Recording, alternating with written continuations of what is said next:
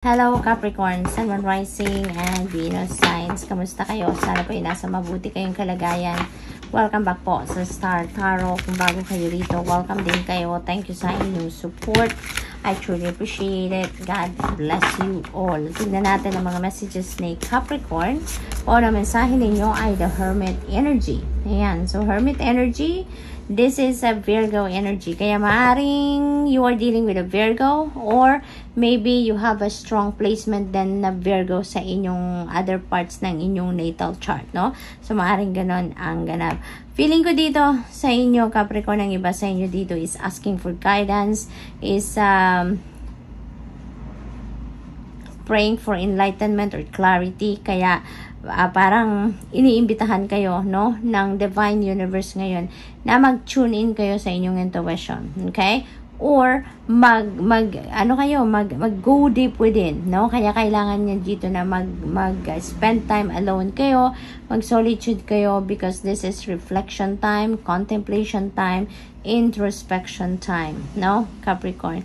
That's why you really need to step back, no, a little, no, konti lang, pansamantala lang sa kung ano ang inyong mga pinagkakabalahanan. Sa gayon magkaroon kayo ng oras para sa sarili ninyo, para makipag-usap kayo sa sarili ninyo, makipag-usap kayo sa Divine Universe, okay?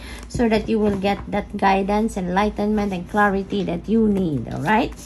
So, we have 10 of inspiration. Ayan, 10 represents endings and beginnings. Kaya, napakaganda nito. Then, energy para sa inyo, because there are things that you're going to change na. There are things that you're going to close na, no, sa buhay ninyo, and you are going to start fresh. You're going to start a new beginning dito in whatever area of life this is, no, pertaining to. Dito, burden ito, no, bigat ito sa inyong kalooban, physical burden ito, maring tinik sa dibdib ito, yung ganon, no, na nararamdaman or nararanasan ninyo, for quite a bit na. So, ngayon, you're going to, change your mind na.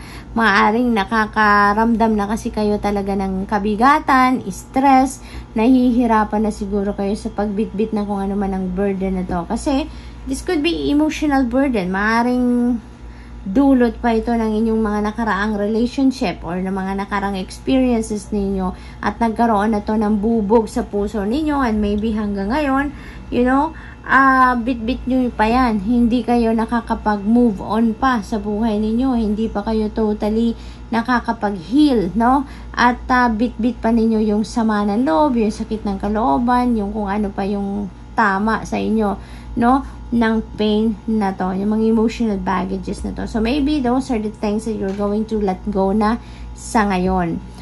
Posible din na related ito sa pamilya or related ito sa relationships, no? Maring ganun. Or trabaho.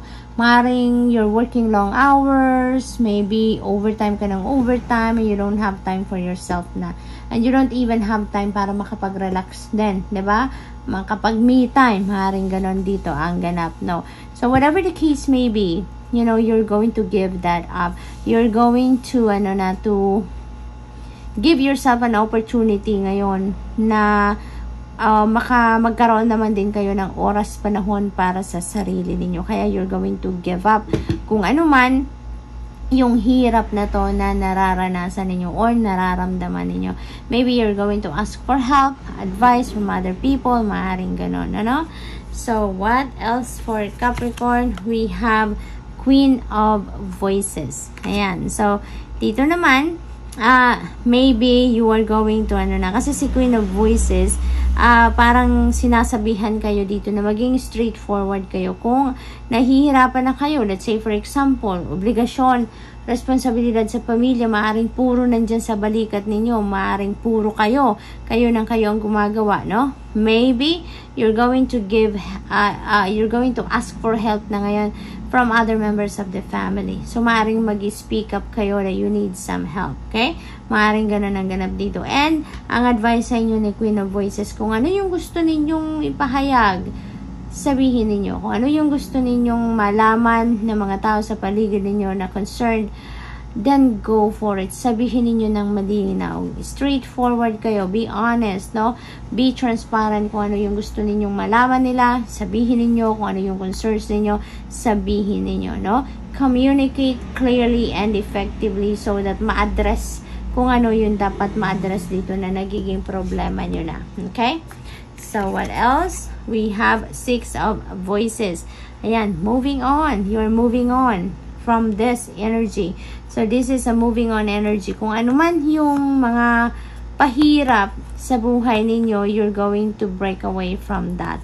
At yun nga ang gagawin ninyo dito sa 10 of inspiration, diba? You are closing that door na kung ano man yung nagpapahirap sa inyo, nagpapabigat ng inyong bit-bit. Kumbaga, sa puso or physical, no, na hirap, you are letting that go, no? Yung gano'n ang ganap dito for some of you.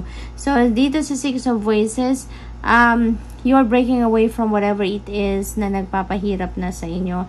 Whatever it is na very unhealthy na ang epekto sa inyo na sitwasyon, you're going to leave that, no? You're going to, to break away from that and you're moving towards something or somewhere kung saan sa pakiramdam ninyo yun ang deserve ninyo, maging happy kayo, maging peaceful kayo, mamuhay ng panibago na alam niyo yun, makakahinga kayo ng maluwag, makakapag-relax kayo at magkakaroon kayo ng inner peace. So, good luck to that, Capricorn. Maaari din na relocation ito, no? Maaring place of residence talaga dito din yung maglilipat talaga kayo ng bahay, maglilipat kayo ng lugar na titirahan, maaring may paglilipat din ng trabaho dito, paglilipat ng opisina, paglilipat ng tirahan. So, good luck. And that's all I have for you for today. Thank you for watching. Love and light. Namaste. Hello, Virgo, Sun, Moon, Rising, and Venus signs. Kamusta kayo? Sana po nasa mabuti kayong kalagayan. Welcome back po sa Star Tarot. Kung bago kayo dito, welcome din kayo. Thank you sa inyong support. I truly appreciate it. God bless you all. Tignan natin ang mga messages ni Virgo. Unang mensahe po ninyo ay the lover's energy. Ayan. So, maybe yung iba sa inyo dito is in a relationship, no? Maaring ganon. And there could be usapan dito for leveling up your relationship with your person. Maaring ganon. Maaring may discussion dito about getting married, wedding plans. Maaring meron dito ng pagpaplano about pagpo-propose, maaring gano'n ang ganap dito, no? Leveling up your commitment with your person. Maaring nandoon na ang usapan ng iba sa inyo dito with your person. If you are single and if you are looking for love, if you are looking for a relationship, maaring ito din yung time, no? Na ma-encounter nyo na dito yung inyong soulmate or yung inyong twin flame or yung potential ninyo na maging boyfriend or girlfriend or asawa, no? So, maaring may mga pagkakataon dito na siguro may nagmamatsyag sa inyo, may tumitingin-tingin sa inyo and maybe meron nandiligo sa inyo, maaaring ganun ang ganap and maybe, pumasok na kayo sa isang love and romantic relationship at this time. So, posible din yun, Virgo. What else? We have 5 of materials. Ayan. So, dito naman, this could be linked to money situation, Maaaring ang iba sa inyo dito nagkukulang sa pera, nagkukulang sa budget, posibleng gano'n ang sitwasyon dito for some of you. It is also possible na lack mindset lang ito. Maaring wala naman talaga yung pagkukulang. Wala kayong kulang sa pera. Walang scarcity, kumbaga, sa pera. Pero, naiisip nyo lang na what if, 'di ba? Ganito maging sitwasyon ko, magkulang ako sa pera, mawalan ng trabaho, or kung ano-ano pa, na negativity. So, maaaring may mga ganong sitwasyon or mga ganong nararamdaman ng iba sa inyo dito, Virgo, okay? But, remember, Virgo, na ang thoughts natin are very powerful. Our thoughts, our feelings and emotions are very, very powerful. Kaya as much as possible, iwasan natin na mag-isip ng negativity, no? Dahil yan ang ma-attract natin. Yan ang mamamanifest natin sa 3D reality natin. Kaya as much as possible, let's avoid it. Okay? So, tignan natin kung ano pa ang ganap. We have the Tower energy. Yan, parang Pangalawang beses na to in a week, no, na nagkaroon kayo ng Tower energy, Virgo, if I'm not mistaken. This is a sudden change, no? This is biglaang pagbabago sa inyong sitwasyon, depende sa kalagayan ninyo, because this could be in different areas of life, or maaaring isang parte lang ito ng, or isang area ng buhay ninyo ang magkakaroon ng isang malakihang pagbabago. And whatever this change is, no, may surprise element ito. Kaya maaaring isang araw mabigla na lang kayo, no, na ganito na ang pangyayari, ganito na ang sitwasyon, biglang parang upside down na ang mangyayari, no, and that is going to to overwhelm you at some point, kasi nga hindi nyo naman ito plinano. Kung ano man ang pagbabagong ito, this is a surprise para sa inyo ng divine universe, no. This is the universe intervening in your circumstances. This is destiny at play, Virgo. Kaya hindi ninyo ito mapaghahandaan, parang gugulatin na lang kayo, no? This is a sudden change na mag-unfold sa buhay ninyo. Pero ang maganda rito, this is for your highest good. At the end of the day, no, kahit sa simula mahirap, magugulat kayo, mawindang kayo, ma-overwhelm kayo sa changes, pero at the end of the day, no, you will realize, you will recognize, no, na kung ano man ang ganap na ito sa buhay ninyo, dadalhin kayo nito doon sa kung saan magiging in alignment kayo with your purpose and with your destiny. Kaya magiging masayang-masaya din kayo. This is for your highest good. This is for your best interest. Kung ano man ang pagbabagong ito, Virgo. Okay? So, tignan natin kung ano pa. We have Emperor energy. Balance will be back in your life, no? Napakaganda. Order will be back in your life. Kaya ngayon, maaaring dumaan kayo sa period wherein ang dami-daming distractions, ang dami-daming mga bagong ganap na sumulpot sa inyo, and now, you know, everything is going to change, everything is going to be fixed. Kumbaga, no, magiging mas maayos na ngayon ang kalagayan ng kung ano-anong parte sa buhay ninyo, Virgo, and everything is going to fall into its right place. So this is really a gorgeous energy dahil may babalik mo na yung dati ninyo sigurong sistema dito na, alam mo yun, mas maayos, mas in order, mas organized, kumbaga. And maaari din ang iba sa inyo dito mapopromote into a leadership role, no, Virgo.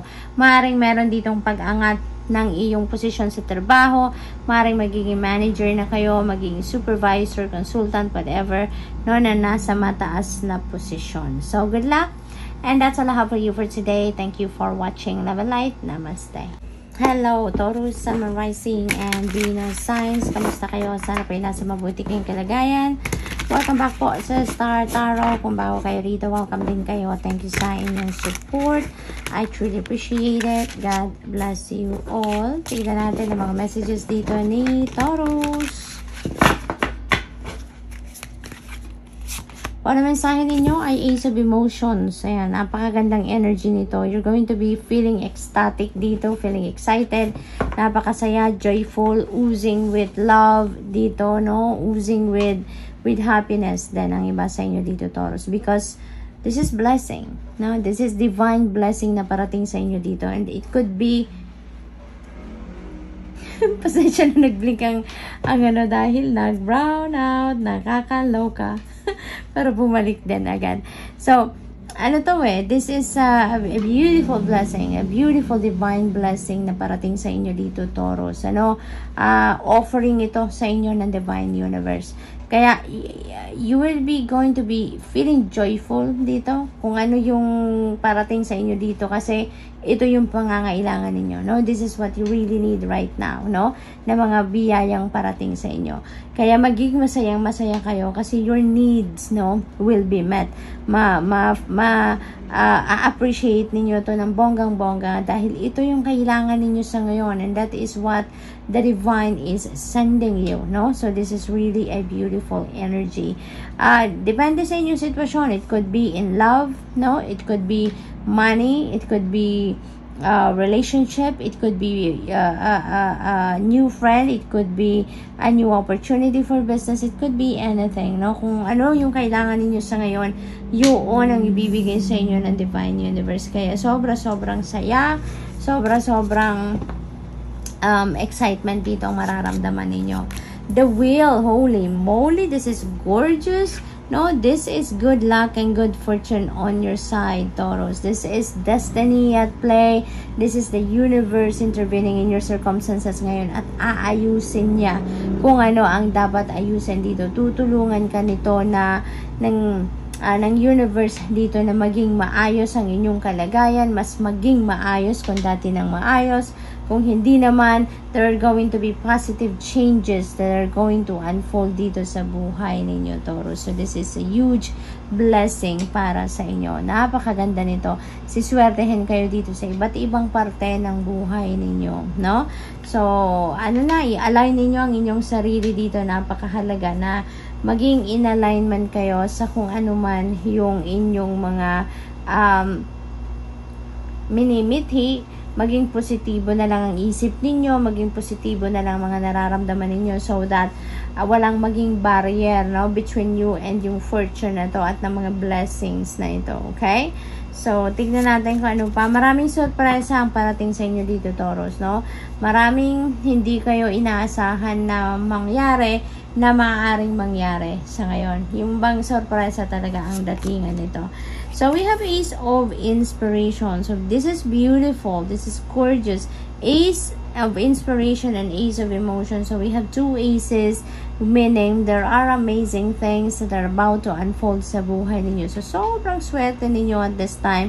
Good luck and good fortune, beautiful beginnings. Talagang bonggang-bonggang regalo ito para sa inyo. Marami kayong sisimulan ditong bago, ano? Maraming pagbabago talaga. Positive changes are about to come in. We have aces dito, so definitely talaga maraming bagong pintong magbubukas para sa inyo. And this could be opportunity. No, this could be opportunity for a new job, for a new business venture. No, this is an opportunity na mailalabas nyo na dito yung totoong kayo, ng totoong mga talents ninyo, you know, yung mga creative talents ninyo, mga creative juices sa inyong sa inyong isipan, no, will be out, no, will be highlighted at this time. Maring kung ano man ang venture na to, na nasisimulan ninyo dito, ito yung pagkakataon na nyo na magawa ninyo kung ano yung passion ninyo, ma-express ninyo kung ano yung gusto ninyong gawin, you know, yung kung ano yung hilig ninyo, yung ganon.